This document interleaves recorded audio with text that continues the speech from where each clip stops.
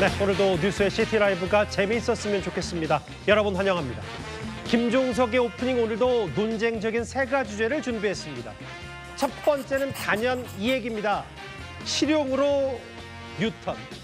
이재명 대통령 과거 성남시장 땐 원전 제로 국가, 안전성 문제를 거론하며 원전 제로 국가 공약까지 했었습니다. 그런데 오늘 현 정부가 공식화한 게 있습니다. 바로 윤석열 정부에서 수립했던 신규 원전 2기 건설 계획을 그대로 추진한다고 말입니다. 근데 사실은 결론 정해놓고 하는 거 아니냐. 그걸 왜 여론조사로 하느냐. 그러면서 저한테 항의 문자가 꽤 와요.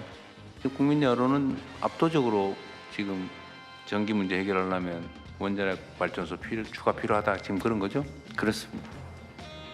지금 최대한 의견 수렴하시고 이해한 게 이게 사실은 일종의 이념 의제화 돼가지고 네. 합리적 토론보다는 정치 투쟁 비슷하게 되는 경향이 있는데 최소화하고 충분히 의견 수렴하고 난타전을 하더라도 따로 헤어져 싸우지 말고 모여서 논쟁하게 하십시오. 예, 결국 재생에너지만으로는 한계가 있다. 실제로 2035년까지 10년간 세계 전력 수요가 최대 50%까지 증가할 걸로 추산이 되는데 인공지능 AI와 전기차 같은 미래 먹거리의 산업에 대응하려면 기저전환이 현실적으로 불가피했습니다. 방금 들으신 이재명 대통령의 말처럼 이걸 진보냐 보수냐 이념이나 정치 투쟁으로 볼 건 아니었습니다. 업계의 반응은 꽤 긍정적입니다. 일단요, 이 전력 수급 불안의 우려는 일정 부분 해소가 된 셈이니까요. 전 정부 내에 그것도 신규 원전 추가 건설 가능성도 열어뒀습니다. 결국 문재인 정부의 핵심 정책이었던 탈원전 기조를 내려놓은 데 대해서요. 개혁신당 이준석 대표도 용기 있는 결정이다. 비교적 높은 점수를 줬습니다. 예, 다음은 이 사람입니다. 누군지 아시겠죠? 공천원금 의혹의 핵심 김경시 의원이 오늘 시의원 자리에서 사퇴하겠다고 했습니다. 이 서울시의회가 내일 윤리특위에서요. 이 김경시 의원의 징계 여부를 논의할 예정이었습니다. 제명이 대체적으로 예상이 됐었는데 그 전날에 말입니다. 먼저 1억 원 요구한 건가요? 국민 여러분께 거듭 죄송하다는 말씀 드리겠습니다. 전 보좌관이 그런데 현재 제가 하지 않은 그런 진술 그리고 추측정 보도가 너무 난무하고 있는 것 같습니다. 개인적으로 상당히 안타깝게 생각합니다. 지금 성실히 수사에 임하고 있습니다. 그리고 책임 있는 자세로 임하고 있습니다. 결과를 좀 지켜봐 주시기를 부탁드리겠습니다. 예, 이 사퇴문의 내용들입니다. 1억 원을 건넸다가 돌려받은 혐의는 재차 시인을 하면서 잘못에 상응하는 법적 처벌을 달게 받겠다라고 말을 했지만요. 그런데요. 최근 추가로 불거진 또 다른 의혹들. 그러니까 2023년 강서구청장 보궐선거 당시 다수의 민주당 의원에게 금품을 제공하려 한 의혹에 대해서는 선을 그으려는 전략으로도 보입니다. 김경 서울시 의원의 녹취 파일 120여 개가 담긴 황금 PC가 발견되었습니다. 더불어민주당 공천 시스템은 뇌물과 인맥으로 좌우되는 부패 시스템이라고 하는 확실한 물증입니다. 예, 국민의힘에서는 시의원 사퇴와는 관련이 없이 이건 공천 뇌물 게이트 아니냐, 특검밖에 없다, 맹공을 퍼부었는데요. 민주당의 한 의원, 장철면 의원도 이례적으로 이거 공천원금 특검해야 한다, 그래야 수습된다. 집권 여당 일부에서는 김경시 의원을 가리켜서 이런 의견도 있었습니다. 마지막입니다. 예, 오늘 오후에 미국으로 떠난 삼성의 이재용 회장입니다. 여기 보이시는 KH 유산을 알리는 행사에 참석하기 위해 출국을 했는데 여기서 KH, 아버지 이건희 회장의 이니셜이기도 합니다. 이 국보급 기증문화재인 이건희 컬렉션의 첫 해외 전시를 기념하는 행사에 이재용 회장이 직접 참석할 예정인데요. 이재용 회장, 그런데 이런 대외 활동뿐 아니라 안에서도, 삼성 내부 안에서도 부친과 연관된 행보로 주목을 받고 있습니다. 바로 이 얘기입니다. 보이시죠? 숫자가 조금 나아졌다고 자만할 때가 아니다, 취하지 말라, 이런 뜻일 텐데요. 최근 임원 대상 세미나에서 강조한 말입니다. 극단적으로 얘기해. 농담이 아니에요. 마누라 자식 빼는 건 다 바꿔봐. 인류를 위해서, 한국을 위해서 세계 인류가 돼버리면 여러분 평소 노력에 이익은 전부가 3배에서 5배 나게 돼 있어. 1등만 하면. 제 어깨가 많이 무거워졌습니다. 국민들에게 조금이라도 더 신뢰받고 더 사랑받는 기업 만들어 보겠습니다. 전 세계적인 반도체 호황, 삼성전자의 역대급 실적에도요. 아버지 이건희 회장이 20년 전 내놨던 중국은 쫓아오고 일본은 앞서간다는 샌드위치 위기론도 아들인 이재용 회장이 다시 꺼낸 겁니다. 최근에 일본의 한 라멘집에서 혼밥하는 모습, 작년 9월쯤이었는데 저 사람이 이재용 회장 아니야? 이렇게 뒤늦게 화제가 된 것도 최근 이재용 회장의 광폭 행거 이런저런 메시지와 무관치 않을 겁니다. 작년부터 보시는 그대로 젠슨 황과의 치맥 회동부터 최근 방진복 현장 점검까지 이 반도체 호황으로 우리 경제를 이끌고 있는 이재용 회장의 위기론 설파, 어깨가 무거울 수밖에 없을 겁니다. 예, 김종석의 오프닝 자주 보다 보면 익숙해지실 겁니다. 저는 자리를 옮겨보겠습니다.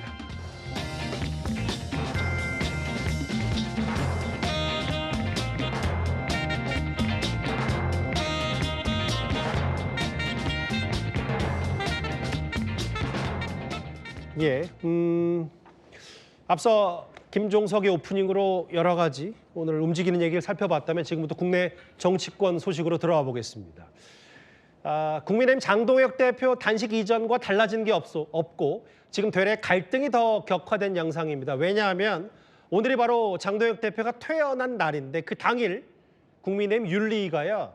친한계 핵심 인사인 김종혁 전 최고위원에게 탈당 권유라는 중징계를 내렸습니다. 제 옆에 정치부 김윤수 차장 나와 있습니다. 조금 들어온 속보부터 짚어봐야 될 것 같아서 네.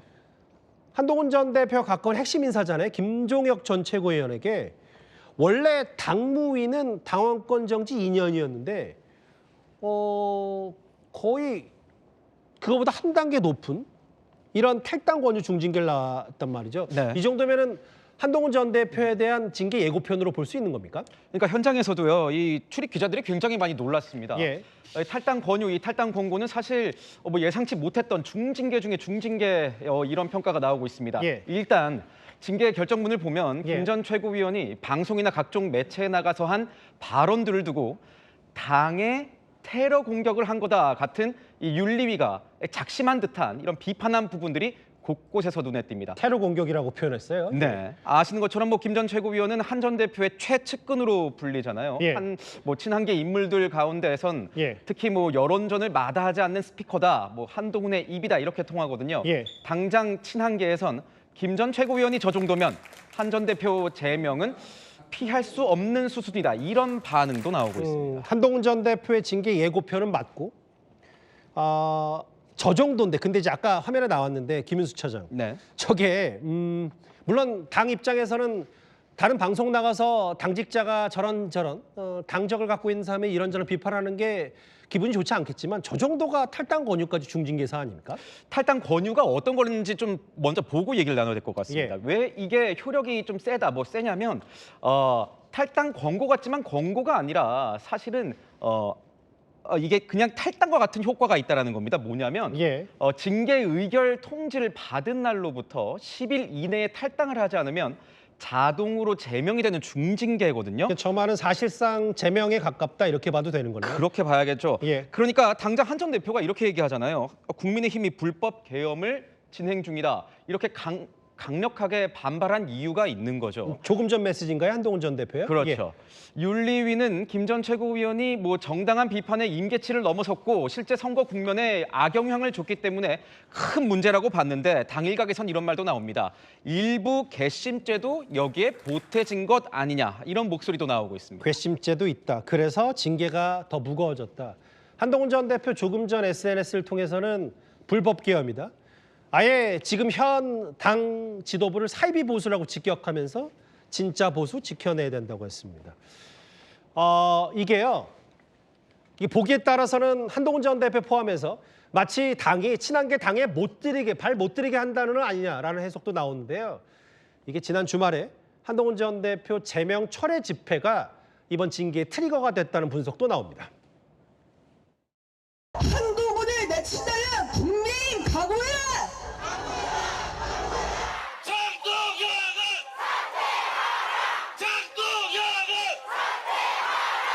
어느 부분들이 조작됐고 어느 부분이 문제가 있고 이거는 정말 나는 억울하다라고 소명을 했어야 된다. 나를 지지하는 사람들이 나를 따르라고 집회를 딱 해가지고 이 문제를 이렇게 더 끌고 간다는 것은 저는 바람직하지 않다라고 보고, 결론은 사실 당이 하나로 가야 된다. 내부 총질, 내부 싸움 안 된다 하는 것에는 뜻이 모였는데 지금 최고위에서 한동훈 전 대표에 대한 지금 징계를 어떻게 할 것인가 하는 것에 대해서는 뭐 서로 또 의견 교환이 있었습니다. 그러니까 조금 전 이제 곽규택 대변인의 얘기는 이제 여전히 의견 조율 중이다. 그러니까 이제 아까 이미자 의원 정치 시그널 출연해서 한 얘기는 지난 주말에 있었던 한동훈 전 대표 지지 집회, 제명 철회 집회가 이것 또한 해당 행위 아니냐. 근데 제가 궁금한 건 만약에 한동훈 전 대표 지지자들이 저 집회를 안 했다고 해서 한동훈 전 대표 징계를 안 할 건 또 아닌 거잖아요.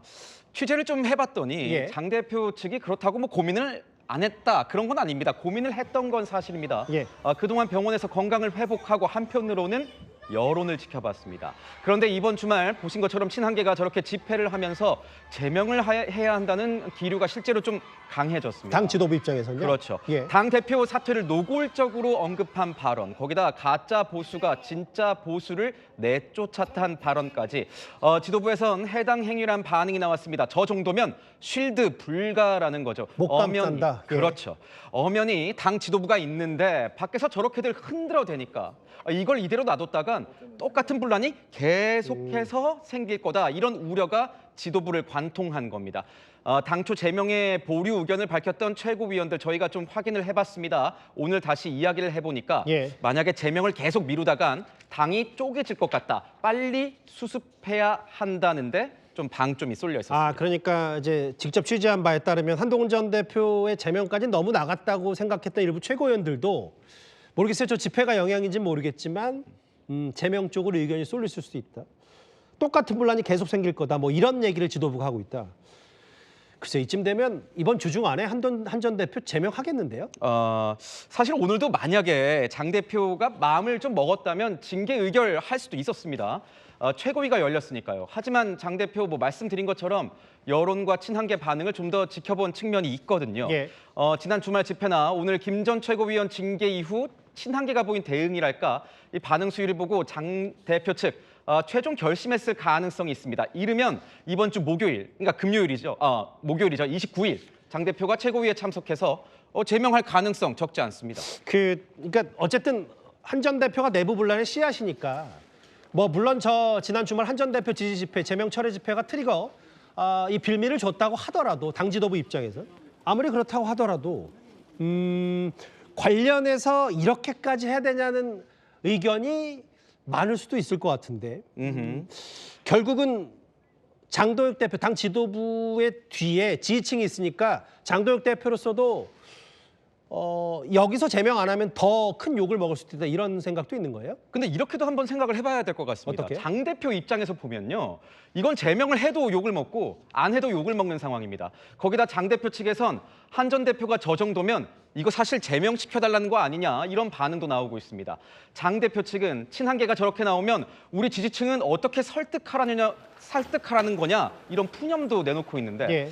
친한계가 약자 같은 모습이라도 보이면 대표로서 품는 모습이라도 보일 수 있을 텐데 저렇게 반발을 하니까 뭐 어떤 면분도 없다는 거죠. 예. 제명을 안 하려면 한 전 대표 측이 좀 룸을 열어줘야 하는데 서로 양보를 좀 해야 하는데 게다가 장 대표는 단식도 하고 회복 중인데 한 전 대표는 재심 청구도 안 해. 또 주말에 나와서 집회까지 하면서 오히려 압박만 한다는 거죠. 장 대표 측 한 인사는 이렇게 얘기했습니다. 일방적으로 고개를 숙이라는 건데 어떻게 이걸 받아주냐.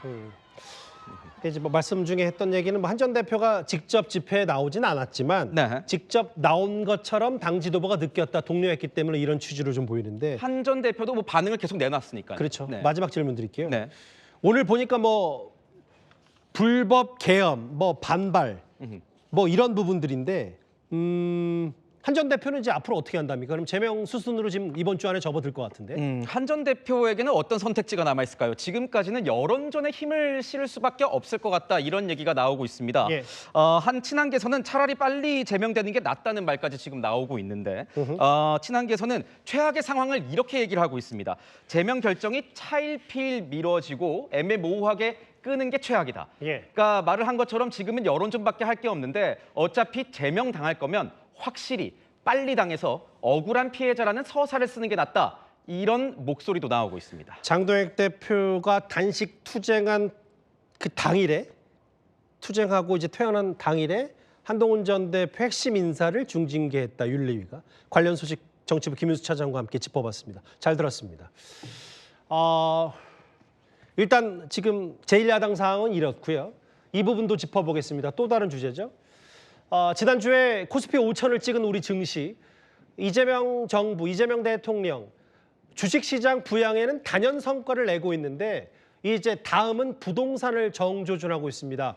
정부 이기는 시장 없다. 다주택자 중과세 유예 연장 없다. 이렇게 못 박은 뒤에 어제부터 오늘까지 5번 정도 부동산 시장 압박 메시지를 냈었는데요.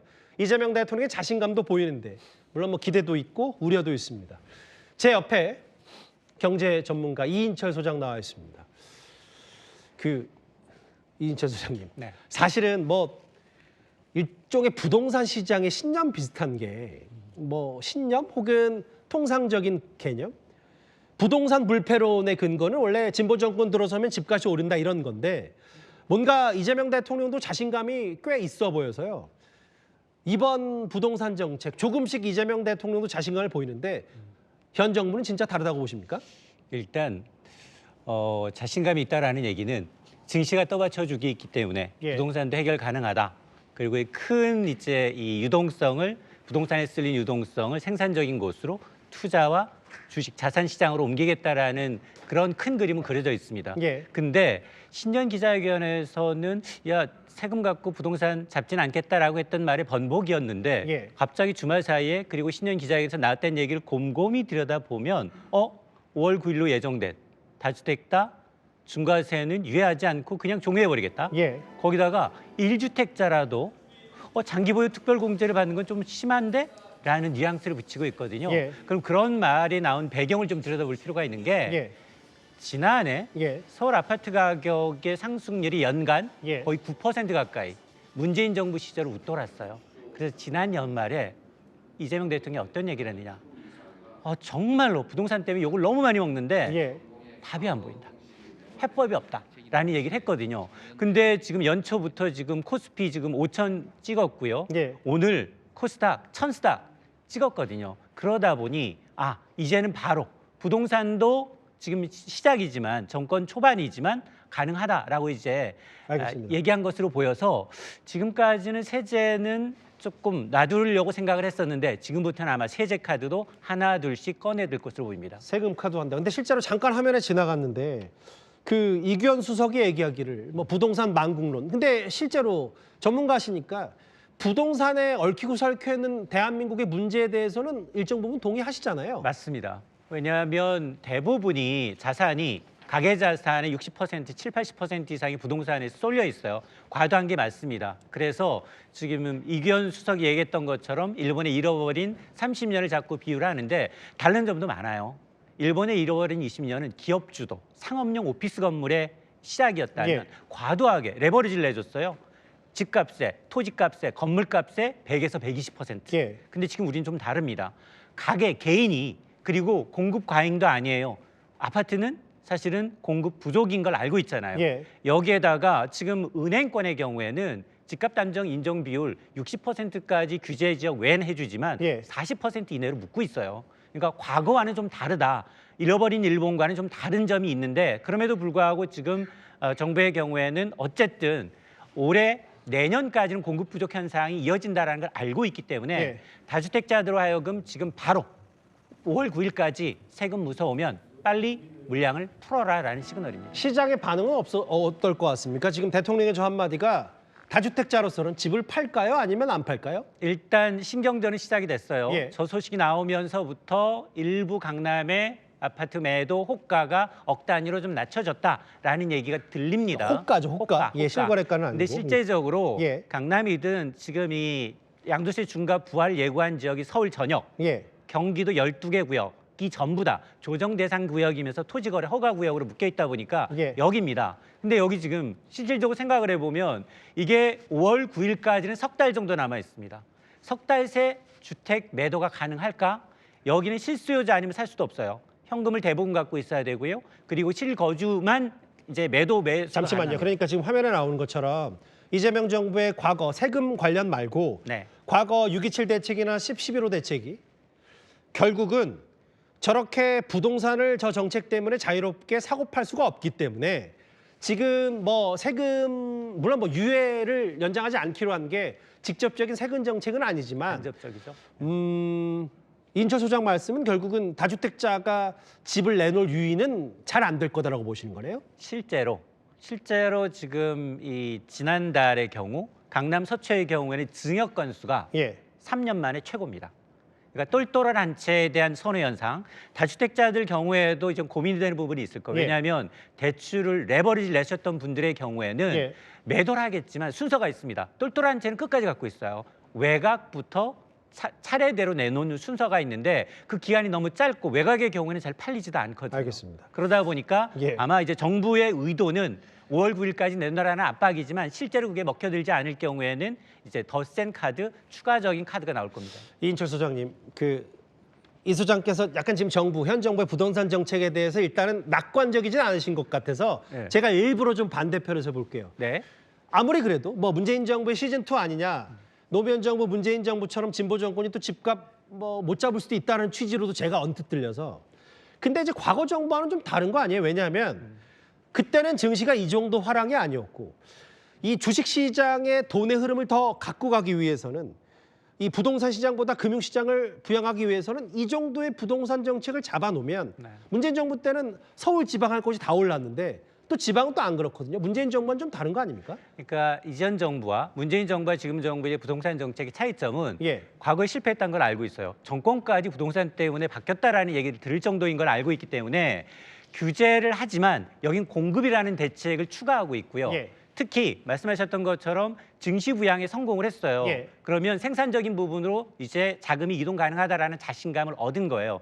다만 차이점은 뭐냐? 실질적으로 공급 부족이 올해뿐 아니라 내년까지 이어지다 보니 서울의 똘똘한 한 채에 대한 선호를 꺾을 수는 없겠구나. 이게 지금 고민이니 맨 처음에 다주택자, 지금 당장 공공주택을 마련한다고 하면 이게 빵이나 일회성 이제 재료가 아니라 오늘 딱딱 만들어서 내일 보급할 수 있는 게 아니거든요. 그럼요. 예. 앞서서 이제 뭐 정보 정권, 뭐 진보 정권 오면 아파트 가격이 올랐다 내렸다를 이제 통계적으로 하는데 그건 우연히 맞았던 거예요. 왜냐하면 아파트라는 공공재를 짓기 시작하면 적어도 5년에서 7, 8년 그렇죠, 걸립니다. 그렇죠. 예. 그게 우연찮게 정권 교체에 만나다 보니까 그 통설이 나타난 거지만 지금 정말 억울할 수도 있어요. 왜냐? 나는 규제하지 않았어. 공급 지금도 늘릴 거야. 왜냐? 앞으로 5년간 135만 원 올리겠다고 얘기를 했어요. 근데 공급이 뭐 단번에 바로 되는 것도 아니고요. 맞습니다. 근데 이전 정부의 경우에는 공급은 넘쳐난다. 왜냐? 서울의 아파트 보급률이 100%인데 공급은 너무나 나는데 투기 세력 때문에 지금 집값이 오르고 있다라고 하면서 공급을 전혀 안 했던 것들이 지금 나타나고 있는 겁니다. 예. 그래서 아마 이제 공급적인 측면, 규제적인 측면, 세금은 아직 시작도 안 했어요. 간접세예요. 이전 정부가 이제 다주택자 중개사 유예를 했던 기간, 지금 2022년 5월부터 시작이 됐는데 예. 4년 동안에 해봤는데 안 나왔다. 그렇다면 이번에는 이거를 좀 세게 규제로 가져가겠다는 얘기인데 만에 하나 여기서 많이 안 나오게 된다면 공정가격 시장 비율이라고 해서 아파트 재산세 가격을 할인해주는 간접적으로 이걸 좀 현실화하는 로드맵이라든가 그리고 마지막 카드는 역시 보유세입니다. 보유세 갖고 있는 사람에게 세금 매기는 거. 매기는 거죠. 정리를 좀 해볼게요. 근데 현 정부 입장에서 아까 얘기했던 거 좀 억울할 수 있어요. 억울해요. 아파트가 윤석열 정부 때 많이 공급 정책 취해놨으면 지금 아파트 있어서 공급과 뭐 아까 세금 정책이나 또 다른 정책으로 병행할 수 있을 텐데 그건 어렵고. 그러면 어쨌든지 지금의 돈이 많이 풀려 있는 그리고 주식시장이 많이 올라 있는 걸 부동산으로 넘어가게끔은 막아야 되는데 그렇다고 대통령이 가만히 있을 수는 없고 그러니까 세금을 바로 직접적으로 안 하지만 간접세를 하는데 뭐 억울할 수는 있잖아요. 사실 또 다른 정책이 사실 뾰족한 수는 없는 거잖아요. 맞습니다. 그렇게 따지면. 그나마 분위기가 굉장히 좋은 게 예. 모든 돈이 다 주식으로 쏠리고 있어요. 예. 하물며 은행의 요구불 예금이 5대 은행에 요구불 예금이 이달 들어서 24조 원, 역대 최대 규모고요. 여기에다가 증시에 이제 예탁금이라고 해서 하루만 맡기면 돈이 나오는 CMA 계좌, 증시 예탁금 합치면 거의 200조 원 가까운 돈이 지금 항시대기하고 있습니다. 예. 삼성전자, 하이닉스, 현대차 조정만 받아라, 올라타겠다라는 예. 개미들이 많아졌어요. 여기다 B2까지 늘고 있습니다. 신용융자. 예. 종목에 대한 신용융자가 29조 원이에요. 이것도 역대 최고입니다. 특히 자산시장이 무너졌어요.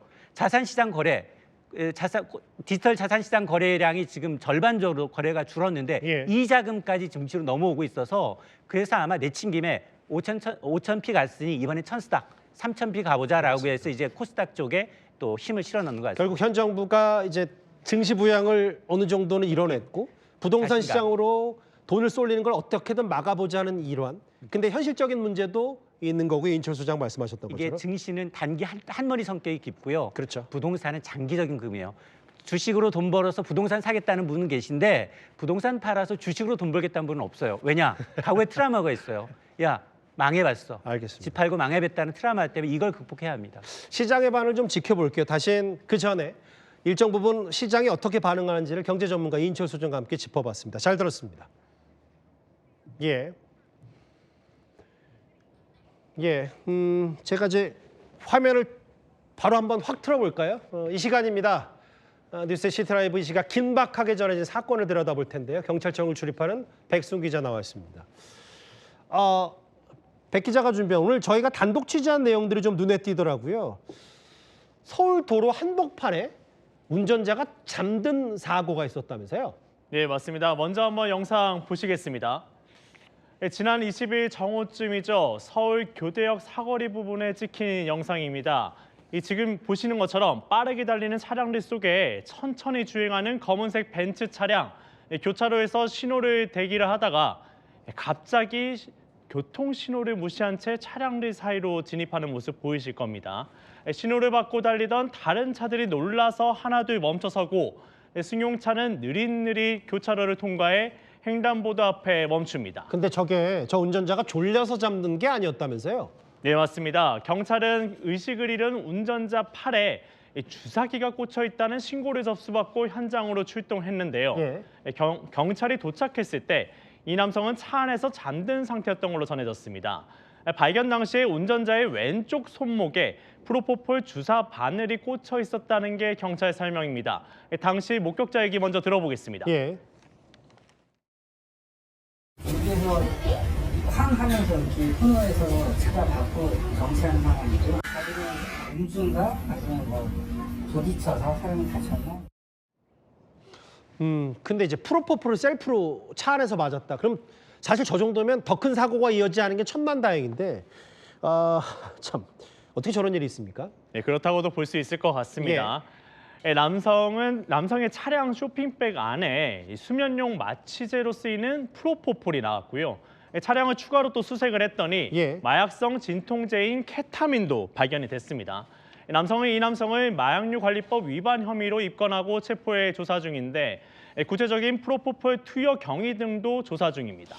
첫 번째 채널A 단독 보도 내용 봤다면 두 번째도 저희가 단독 취재한 내용이라면서요? 맞습니다. 다음 소식도 영상 먼저 보시겠습니다. 예. 지난 22일 서울 용산구의 한 CCTV 영상입니다. 보시는 것처럼 경찰관 2명에게 붙들려서 골목길로 끌려오는 40대 남성 모습 보이실 텐데요. 수갑이 채워진 상태로 경찰과 실랑이를 하다가 곧바로 경찰관이 목을 감싸쥐고 제압합니다. 남성이 입은 옷과 가방을 뒤지자 가방 안에서 흉기까지 나오는 모습 지금 보이실 겁니다. 저 가방 안에 흉기는 왜 있었던 겁니까? 네, 서울 용산구의 한 카페에서부터 시비가 발단이 됐는데 카페 화장실 사용 문제를 두고 경찰에 붙잡힌 남성이 다른 손님들을 폭행하고 또 흉기로 위협까지 한 겁니다. 네, 이 남성은 흉기를 들고 손님들에게 문신 부위를 흉기로 통째로 제거해버리겠다고 협박한 걸로 조사됐습니다. 남성은 잡혀간 뒤에 경찰서에서도 행패를 부렸다는데 경찰은 특수협박과 폭행, 그리고 공무집행 방해 등 혐의로 조사 중입니다. 경찰서에서 난동까지 벌였으면 엄벌에 좀 쳐야 되겠네요. 이번에는 백 기자와 함께 부산으로 가볼까요? 네, 좋습니다. 다음은 부산인데요. 부산의 상가 주차장 3층에서 승용차가 벽을 뚫고 1층으로 추락했다고 하는데 영상 보시겠습니다. 네, 어제 오후 7시 30분쯤 부산의 한 상가 주차장 모습 보이실 겁니다. 비틀거리며 차량 앞에서 서 있는 남성 지금 보이실 텐데요. 예. 이 남성이 차에 타더니 운전대를 잡고 그대로 3층 벽 쪽으로 돌진했습니다.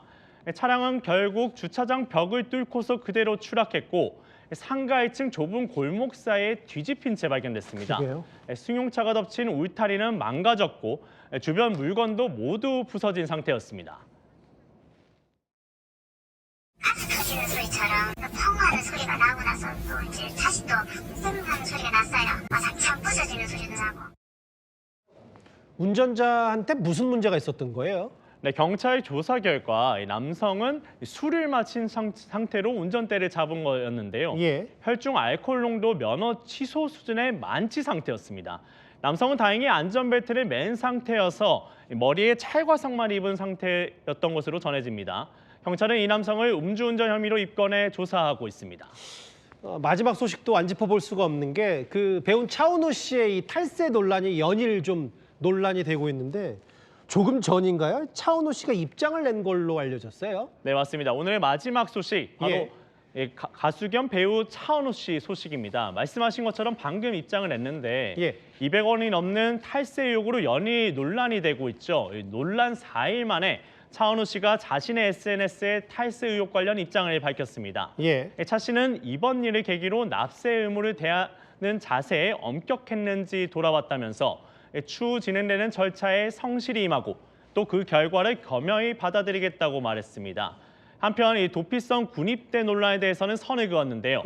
결코 이번 논란을 피하기 위해서 의도적인 선택은 아니었다면서 지난해 군입대를 더 미룰 수 없는 상태였다고 설명했습니다. 그러니까 군입대와 탈세 의혹과는 무관하다. 뭐 조사는 제대로 받아야 되니까. 근데 차은우 씨 관련해서 국세청이 현장 조사도 했다면서요? 맞습니다. 오늘 이제 전해진 소식입니다. 인천 강화구는 차은우 씨 어머니가 대표이사로 있는 법인에 대해서 현장 조사를 실시하기로 했습니다. 건축물 운영 현황 등을 따져보겠다는 건데 또 차은우 씨 측이 대형 로펌인 법무법인 세종을 선임했다는 소식도 오늘 나왔죠.